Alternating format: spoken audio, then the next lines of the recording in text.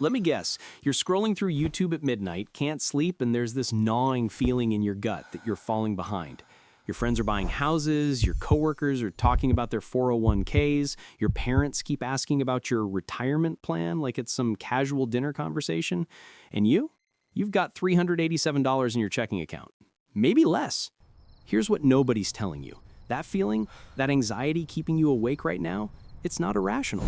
It's your brain screaming at you that you're running out of time. But here's the good news, and I mean really good news. If you're under 35 with zero saved, you're not screwed, not even close. But you are at a critical decision point. And what you do in the next 12 months will determine whether you spend the rest of your life stressed about money or whether you build actual generational wealth. My name's Jack, and 3 years ago, I was exactly where you are right now. 28 years old, making decent money, and somehow still living paycheck to paycheck with nothing in savings. Today, I'm going to show you the exact playbook I used to go from $0 to over $75,000 in net worth. No inheritance, no lucky crypto bet, no rich parents. Just a system that works if you actually implement it. If this video helps you finally break the cycle, smash that subscribe button and hit the like. Because what I'm about to share is information most financial advisors will never tell you, because there's no money in it for them. Now, before we get into the how, we need to talk about why you're actually in this position. Because I guarantee it's not what you think. Most people think having zero savings is a math problem. I don't make enough money. My rent is too high. Student loans are killing me. And look, I'm not going to sit here and pretend those things don't matter. They do. But here's the uncomfortable truth that nobody wants to hear.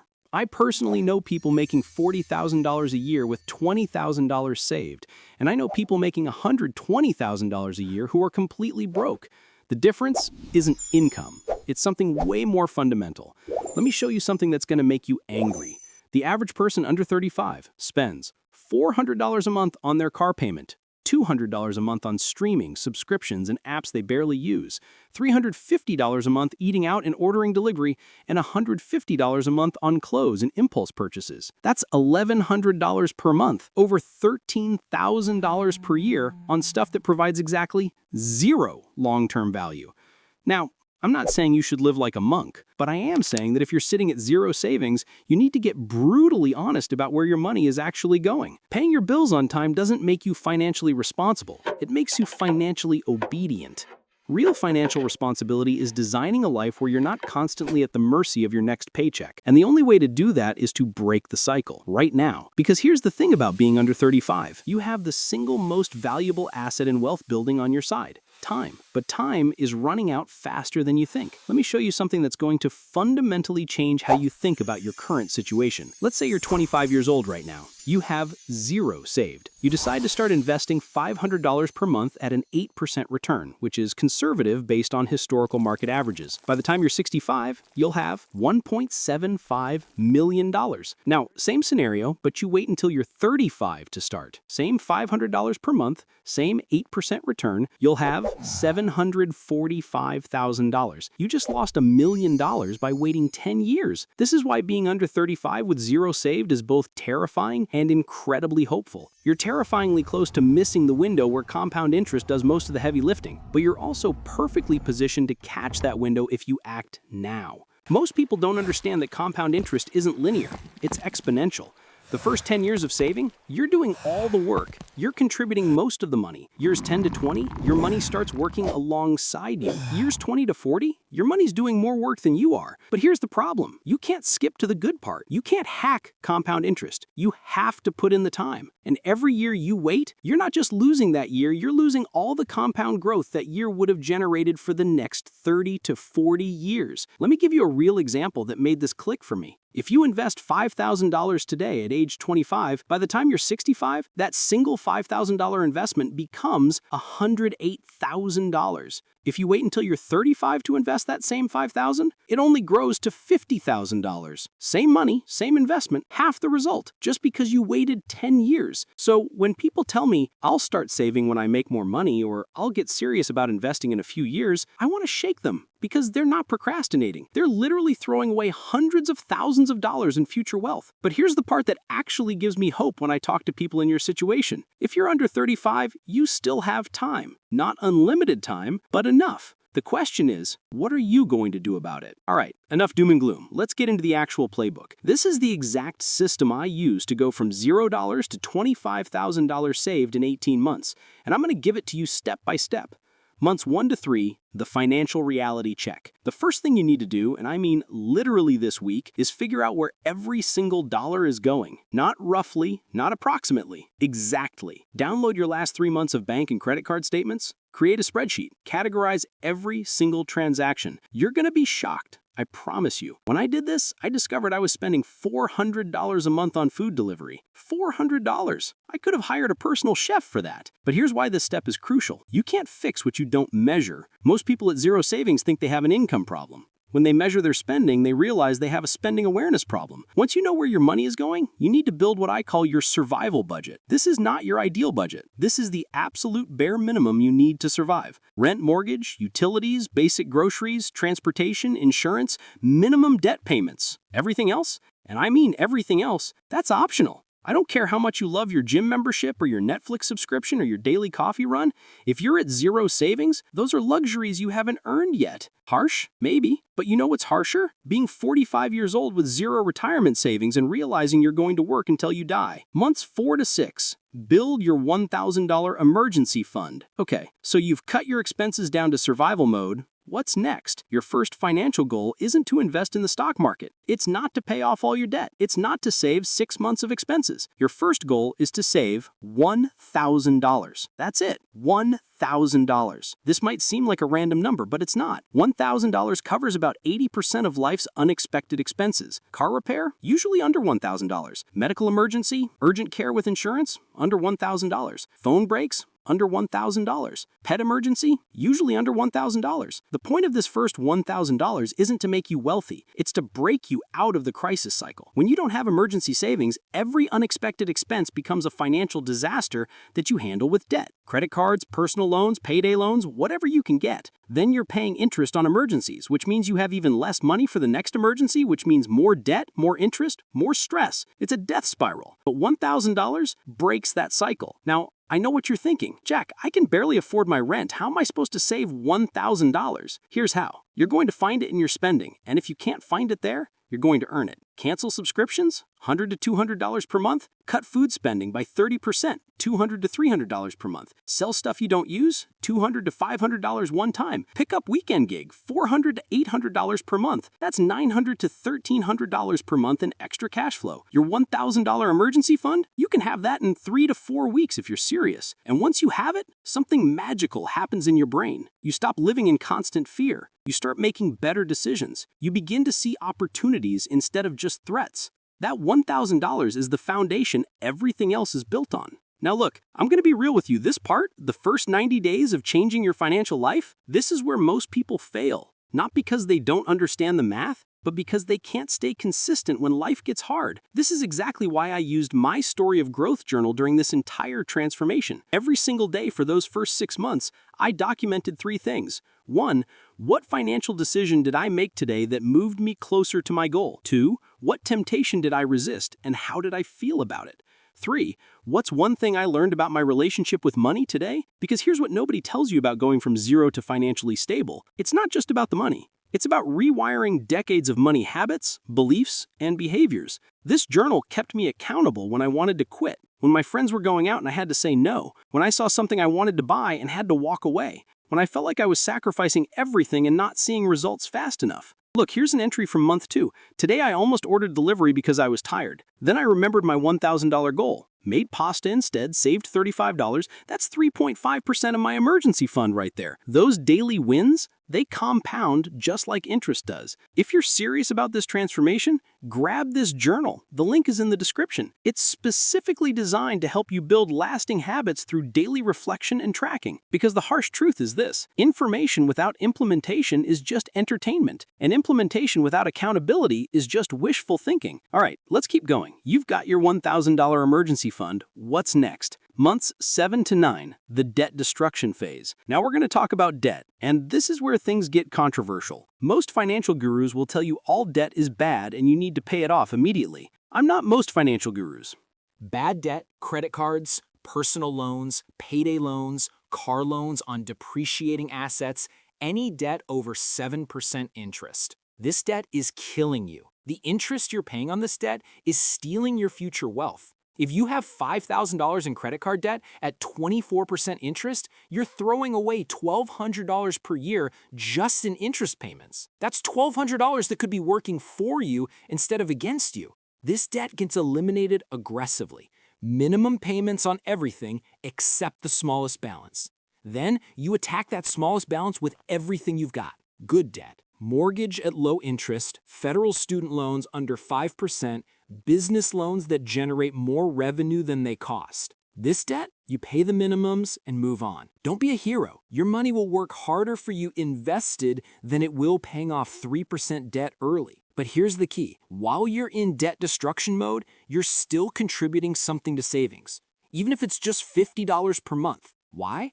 Because you need to maintain the identity of someone who saves money. The second you stop saving completely, your brain categorizes you as in debt mode instead of wealth building mode. And that's a mental shift you can't afford. Months 10 through 12, build your 3-month emergency fund. All right, so you've got your $1,000 emergency fund. Your bad debt is either gone or seriously wounded. Now what? Now we build your real emergency fund. 3 months of expenses. If your survival budget is $2,500 per month, you need $7,500 in an emergency fund. If your survival budget is $3,500 per month, you need $10,500. I know that number feels impossible right now, but remember, you just saved your first $1,000 and crushed some debt. You've already proven you can do this. And here's what's wild. Saving your second $1,000 is easier than your first, and your third $1,000 is easier than your second.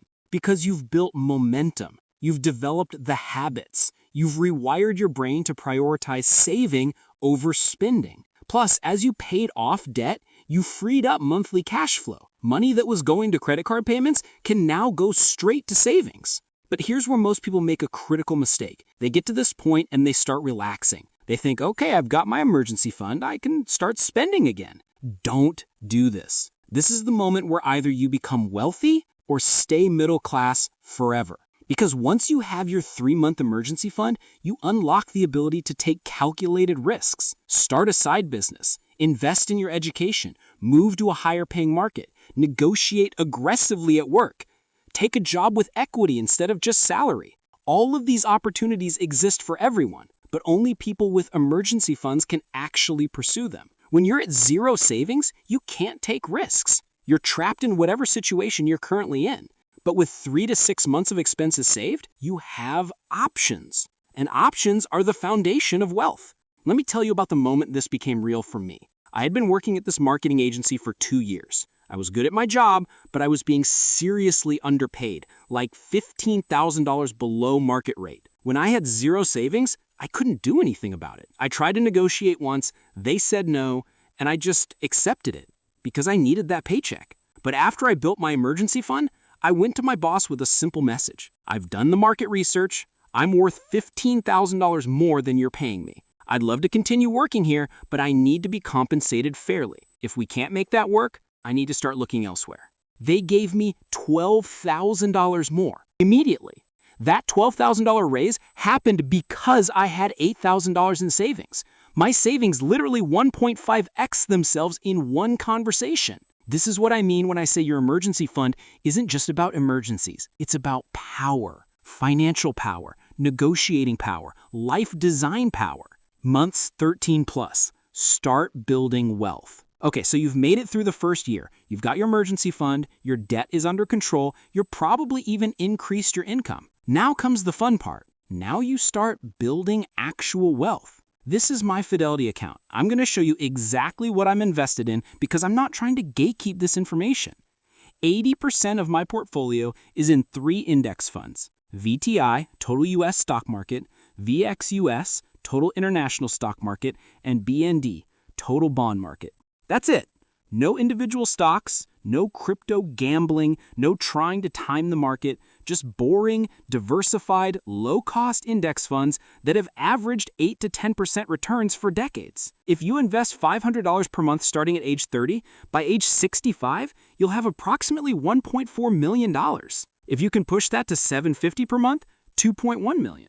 $1,000 per month, 2.8 million. This isn't complicated. This isn't risky. This is literally what wealthy people do. They spend less than they earn, they invest the difference consistently, they don't panic during market downturns, they let time and compound interest do the work. But here's what I wish someone had told me when I was starting out. The hardest part of this entire journey isn't the first month. It's not even the first year. It's year 2. Because by year 2, you've built the habits, you're making progress, but you're not rich yet. You're not seeing dramatic life changes. You've got maybe $15,000 to $25,000 in net worth, which is great, but it doesn't feel life-changing yet. This is where most people quit. They think, I've been disciplined for 2 years and I still can't afford a house. What's the point? The point is this.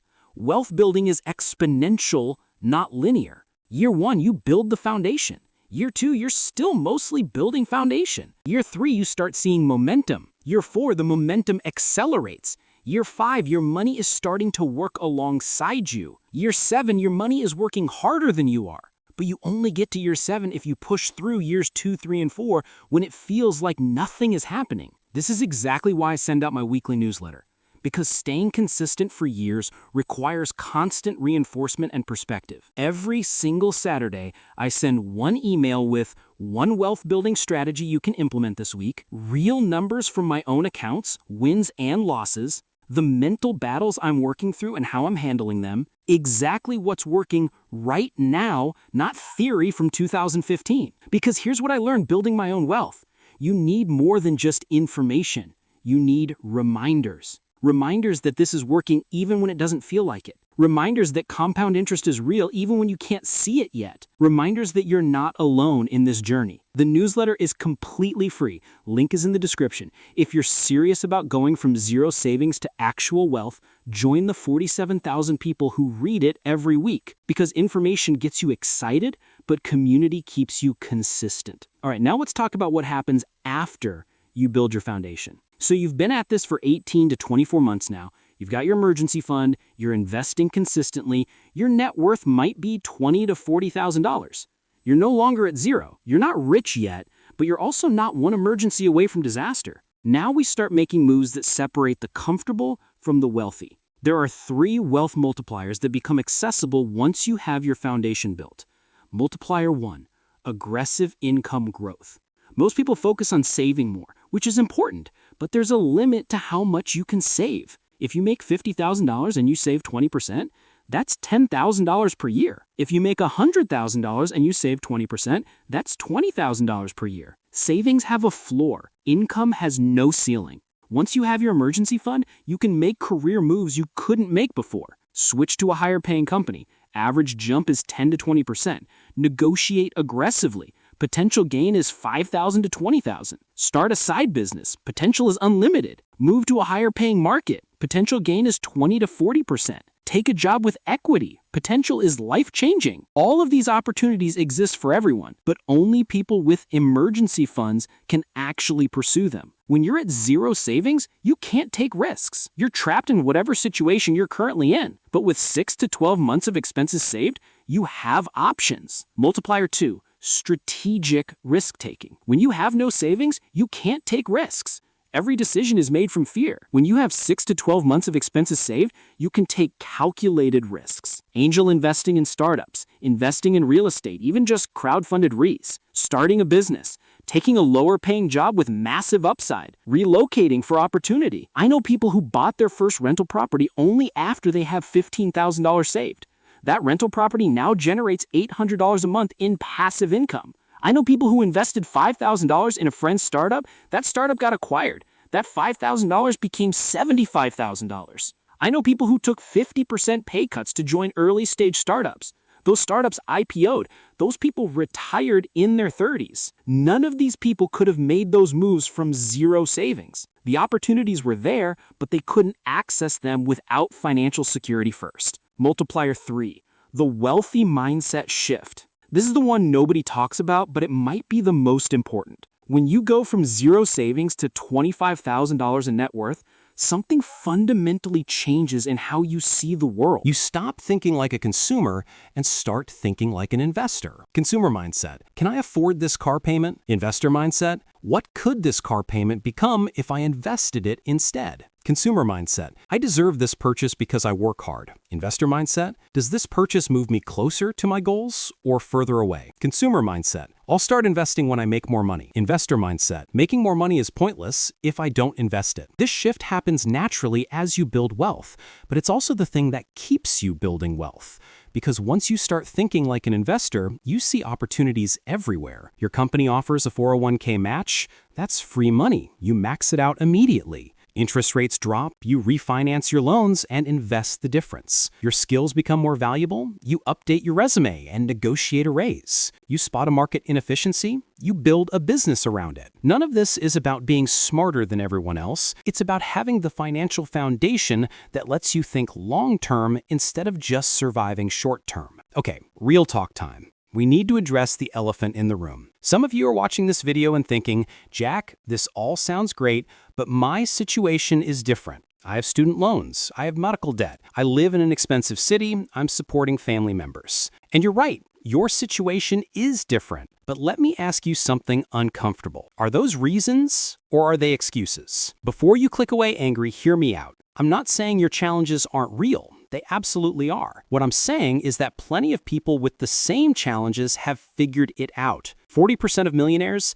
never had a six-figure salary. 79% of millionaires received zero inheritance. 67% of millionaires started with significant debt. These people didn't have some secret advantage. They had the same obstacles you have. The difference? They refused to let those obstacles become permanent excuses. I had $47,000 in student loans. Still built wealth. I lived in one of the most expensive cities in the country. Still built wealth. I started from zero. Still built wealth. And here's what I learned that changed everything. Your current situation doesn't determine your future. Your current decisions determine your future. Every single day you make micro decisions about money. Do I order delivery or cook at home? Do I buy this thing I want or save the money? Do I stay at this job I hate or start looking for something better? Do I invest this bonus or spend it on a vacation? Those decisions seem small in the moment, but they compound over years into either wealth or poverty. Person A makes slightly better money decisions 60% of the time for 10 years.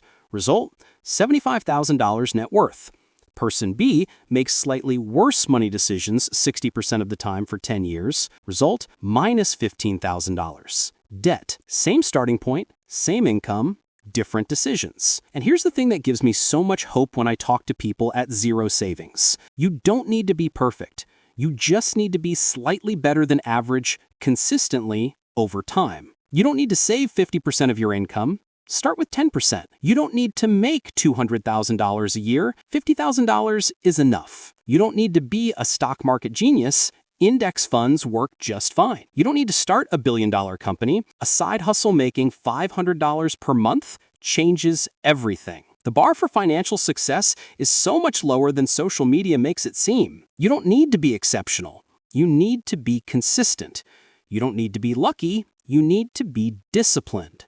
You don't need perfect timing, you need to start today. Because here's the brutal truth nobody wants to say out loud. If you're under 35 with zero saved and you don't change something today, you're going to be 45 with zero saved, then 55, then 65. And at 65, when you realize you can't retire, when you realize you're going to work until you physically can't anymore, you're going to look back on this exact moment. You're going to remember watching this video, and you're going to wish with every fiber of your being that you had just started. You don't have to be perfect. You don't have to do everything I said in this video, but you have to do something. Because the alternative is spending the rest of your life stressed about money. And that's not dramatic, that's just math. All right, I know some of you are feeling overwhelmed right now. I get it. I just threw a lot at you. So let me make this stupidly simple. Here's what you're going to do in the next 30 days. Just 30 days. Not the rest of your life, just 1 month. Day 1 to 7, the awareness week. Week 1, you're not even going to change anything. You're just going to track everything. Every dollar that comes in, every dollar that goes out, every single transaction. I want you to carry this notebook everywhere, or use an app if you're digital, I don't care. But I want you to become obsessed with knowing where your money goes. By day 7, you'll know exactly why you're at zero. And that knowledge is power. Days 8 to 14, the elimination week. Week 2, you're going to ruthlessly cut 3 things from your life. Not everything, just 3 things that you're spending money on that don't actually make you happy. Maybe it's that gym membership you haven't used in 6 months. Maybe it's eating lunch out every day. Maybe it's those impulse purchases at Target. 3 things, that's probably $150 to $300 per month freed up. Days 15 to 21, the earning week. Week 3, you're going to find a way to earn an extra $200 to $500. Sell stuff you don't use on Facebook Marketplace. Pick up extra shifts at work, do some freelance work on Fiverr or Upwork, mow some lawns, walk some dogs, tutor some kids. I don't care what it is, but I want you to prove to yourself that you can create money, not just earn a fixed salary. This mindset shift is crucial. Days 22 to 30, the saving week. Final week, you take every dollar you save from cutting expenses and every dollar you earned from your side hustle, and you open a high-yield savings account. Marcus by Goldman Sachs, Ally Bank, American Express Personal Savings, Capital One 360. Pick one, transfer the money. Watch it sit there. By day 30, you'll probably have $300 to $700 in savings. That's not life-changing money, but it is life-changing momentum. Because for the first time in your adult life, you're not at zero. You've broken the cycle. You've proven to yourself that you can do this. And that proof, that's the foundation everything else is built on. Now, I need to prepare you for what's about to happen when you start this journey, because nobody talks about the psychological warfare that comes with changing your financial life. Your friends are going to invite you out. Come on, just this once, you can afford $50. Your family is going to judge you. Why are you being so cheap? You make decent money. Your coworkers are going to pressure you. Everyone's going to lunch. Don't be weird. And the hardest part of you is going to agree with them. You're going to feel like you're missing out on life, like you're being too extreme, like maybe you should just live a little. This is where most people quit. Not because they can't afford to save, but because they can't handle the social pressure of being different. I lost friends during my first year of serious saving. Real friends, people I'd known for years.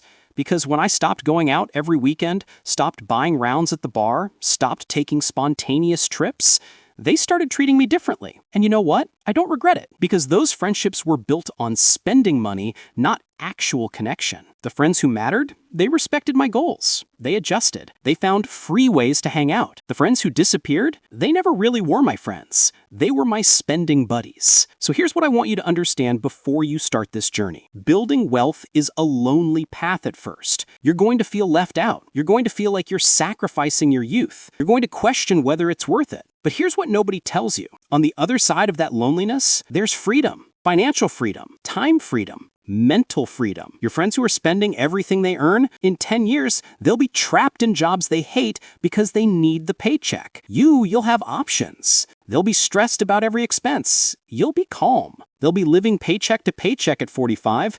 You'll be considering early retirement. Is that worth a few years of saying no to brunch? Yeah, it absolutely is. And here's the crazy part. Once you build wealth, you can afford all the brunches you want. But by then, you won't care anymore, because you'll have learned that happiness doesn't come from spending money, it comes from having control over your time. And that's what this is really about. Not money, time. The person with zero savings is trading their time for money every single day with no end in sight. The person building wealth, they're buying back their time, $1 at a time. We're at the end here, and I need to tell you something that's going to make some of you angry. Everything I've shared in this video, it only works if you actually do it. You'll watch this video, you'll feel motivated, you might even leave a comment saying, "I'm starting today." And then, tomorrow, you'll order delivery for $35, you'll buy something on Amazon you don't need, you'll convince yourself you'll start next month. This is what drives me crazy about financial content. Not that people don't know what to do,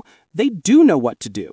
They know they should spend less than they earn. They know they should invest for the long term. They know compound interest is real. They know all of this. But knowing and doing are completely different things. So let me ask you something, and I want you to really think about this. What would have to happen for you to be sitting here in 5 years, at age 40, still at zero savings? Because the answer to that question is simple. You'd have to keep doing exactly what you're doing now. Nothing dramatic has to happen, no catastrophe, no bad luck. You just have to keep making the same decisions you've been making. Order delivery instead of cooking. Buy stuff you don't need. Avoid looking at your bank account. Tell yourself you'll start saving soon. That's it. That's all it takes to guarantee you'll be broke forever.